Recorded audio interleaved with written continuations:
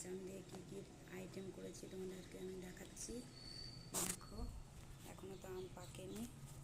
দেখো, এটা আম তেল করেছি, আম দিয়ে, গাজর দিয়ে, ডাটা দিয়ে, এটা আম তেল।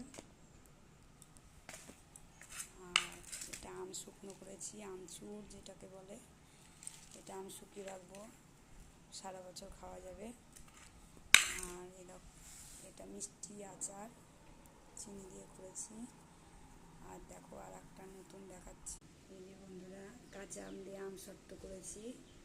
কেমন হয়েছে দেখো তোমরা। আমি ভাবতে পারিনি যে এতটা সুন্দর হবে, তো ভালোই হয়েছে। এই যে সুন্দর হয়েছে, দেখো, দারুণ লাগছে না? সবাই বলছে পাকা আম কোথায় পেলে এখন, তো পুরো পাকা আমের কালার এসছে দেখো।